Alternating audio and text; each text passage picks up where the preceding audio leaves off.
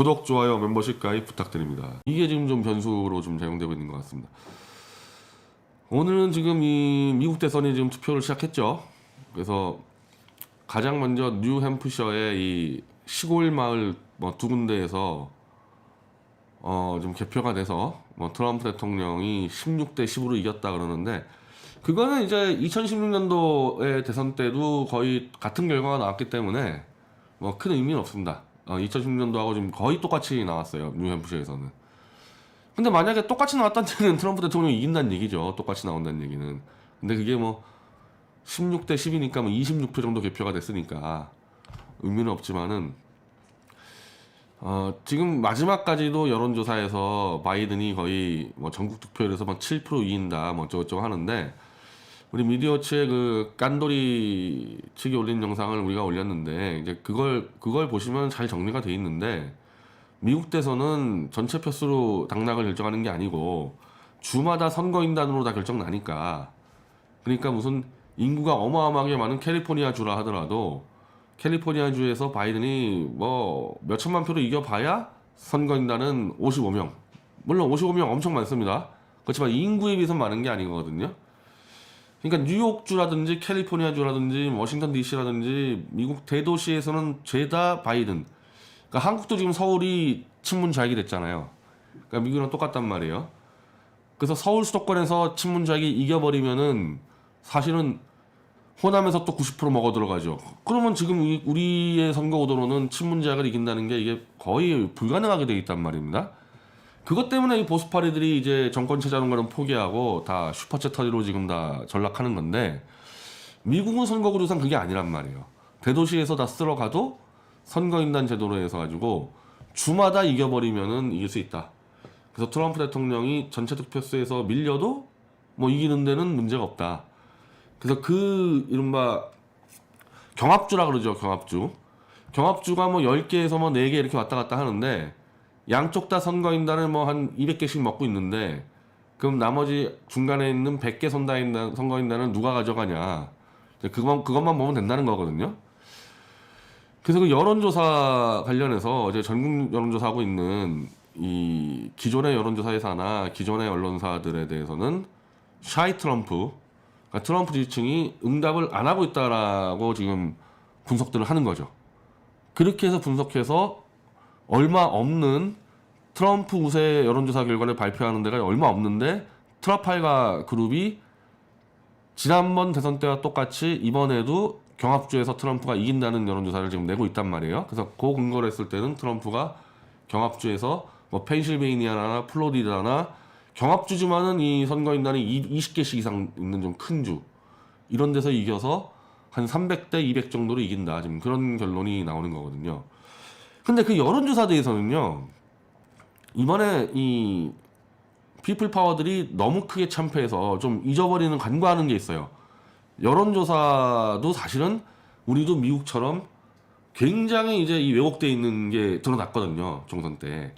왜냐하면 총선 직전 여론조사에서 표 차이가 막 15%, 민주당하고 그 당시 자유한국당이 15%, 막 20% 차 이런 식으로 났었는데, 실제로는 좌우 딱 부딪혔을 때 한 7%, 8% 정도 났다. 즉 진짜 이 표심보다 여론조사에서는 2배 정도 친문 좌익으로 더 경도된 여론조사가 나왔다는 거거든요. 원래는 이걸 갖고 이제 분석해야 되는데 부정선거 가지고 해먹는 사람들 때문에 이것도 다 놓쳐버렸죠. 그럼 왜 여론조사가 자꾸 왜곡되냐? 미국도 그렇고 한국도 그렇고 왜 좌익 친문 쪽으로 왜곡되느냐?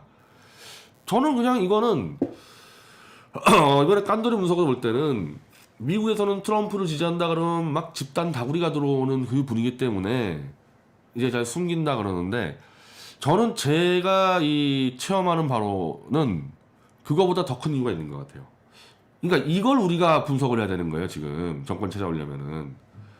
특히 지금 대한민국은 탄핵 때부터 지금 4년간 친문 거짓 세력에게 완전히 대한민국을 뺏기다 보니까, 더군다나 조중동이라는 기존의 보수 언론까지도 사기 거짓 탄핵에 다 합류가 돼서, 우리가 여론조사 한다면은 다 메이저 언론사들의 여론조사를 기준으로 하지 않습니까?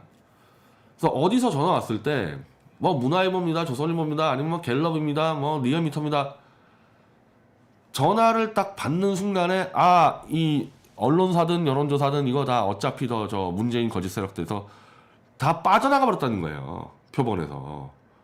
원래는 여론조사가 표본을 관리를 합니다. 딱 뜨는 거예요.